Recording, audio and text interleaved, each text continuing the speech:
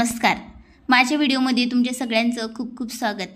श्री स्वामी समर्थ, जय जय स्वामी समर्थ या गोड शब्दांनी आपण आपल्या व्हिडिओची सुरुवात करत आहोत. तुम्ही सगळ्यांनी टायटल बघितलं असेल की आज आपण कशाबद्दल बोलणार आहे. अर्थातच इच्छा म्हटलं की सगळ्यांचेच असतात, पण ती कोणत्या वेळेस सांगावी आणि ती कशा पद्धतीने बोलली पाहिजे ही आज आपण या व्हिडिओमध्ये बोलणार आहोत. सगळ्यात महत्त्वाचं म्हणजे इच्छा पूर्ण व्हावी त्याच्यासाठी काय करावे ज्याने आपली इच्छा लवकर पूर्ण होईल. कोणतीही इच्छा असू दे, मग पैसा, धन, शांती, नाते, ध्यान, व्यवसाय, व्यापार या सगळ्या गोष्टी ज्या असतात त्या सगळ्या गोष्टीमध्ये आपली काही ना काहीतरी इच्छा असते. आणि हीच इच्छा पूर्ण करण्यासाठी जर तुम्ही ब्रह्ममुहूर्तावर उठून अशा प्रकारे बोलल्या तर अर्थातच तुमची इच्छा ही लवकरात लवकर पूर्ण होते. आता ब्रह्ममुहूर्त म्हणजे त्याची वेळ नक्की कोणती, तर त्याची वेळ आहे 3:40 ते 5:30 पर्यंत ब्रह्ममुहूर्त असतो. हा अत्यंत महत्त्वाची वेळ मानण्यात आलेली आहे. या वेळेस काय होते तर ही वेळ का महत्त्वाची आहे बघा. या वेळेमध्ये जर आपण देवी देवतांची पूजा करत असतो, कोणतंही कार्य करायचं असलं तर अत्यंत उत्तम ही वेळ मानली जाते. त्यामुळे सकारात्मक ऊर्जा मोठ्या प्रमाणे निर्माण असते. जे पण आपण काही बोलत असतो ते लवकरात लवकर ब्रह्मांडापर्यंत पोचतं. त्यामुळे ही वेळ महत्त्वाची मानली जाते. कारण वातावरण शांत असते, कोणीसुद्धा आवाज वगैरे करत नाही. त्यामुळे आपण कोणतेही ध्यान करत असेल किंवा एखादी गोष्ट बोलत असेल तर ती लवकरात लवकर पोचण्यासाठी अत्यंत उत्तम ही वेळ मानली जाते. आता तुम्हाला नक्की काय करायचं आहे तर सकाळी उठल्यानंतर म्हणजेच की ब्रह्ममुहूर्तावर उठल्यानंतर तुम्हाला कोणतीही क्रिया करण्याची गरज नाही आहे. म्हणजेच की हातपाय वगैरे धुण्याची किंवा आंघोळ वगैरे करण्याची गरज नाही आहे. तर तुम्हाला फक्त उठायचं आहे. जिथे तुम्ही झोपत असाल त्याच ठिकाणी उठून बसा.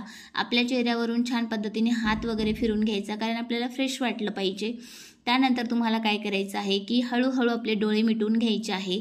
श्वासाची गती ही जास्तसुद्धा करायची नाही आणि कमीसुद्धा करायची नाही. अगदी हलका श्वास आपल्याला घ्यायचा आहे व मनामध्ये शांती आणि आपण स्वतः त्यामध्ये अनुभव करत आहे अशी स्थिती आपल्याला तयार करायची आहे. नंतर आपल्याला जो आपली देव आहे, म्हणजेच की तुम्ही ज्या देवाला मानत असाल, सगळ्यात पहिले तर कुलदेवतेचं नाव तुम्हाला घ्यायचं आहे.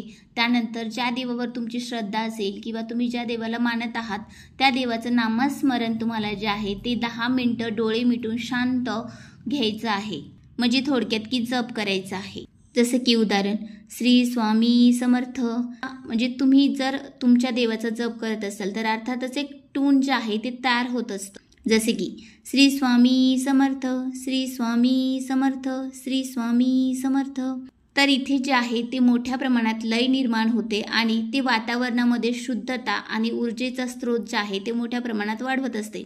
त्यामुळे टून तयार होणं खूप महत्त्वाचे आहे जर आपल्याला आपली इच्छा ब्रह्मांडापर्यंत पोचवायची असेल तर. अर्थातच तुम्हाला 10 मिनटं जे आहे तर तुमच्या देवाचं नामस्मरण करायचे आहे. त्यानंतर तुम्हाला तुमची इच्छा 3 वेळेस बोलायची आहे. आता तुमची कोणतीही इच्छा असो ती तुम्हाला अगदी डोळे मिटून जी आहे ती तुम्हाला बोलायची आहे.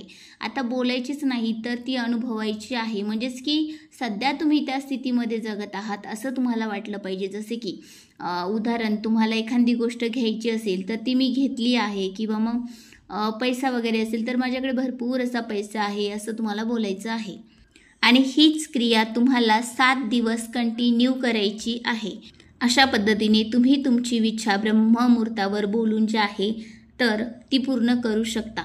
नक्की करा. 7 दिवस जे आहे तुम्ही हा उपाय करून बघा आणि कमेंट बॉक्समध्ये मला नक्की सांगा. परत भेटूया अशा छोट्याशा व्हिडिओनी. धन्यवाद.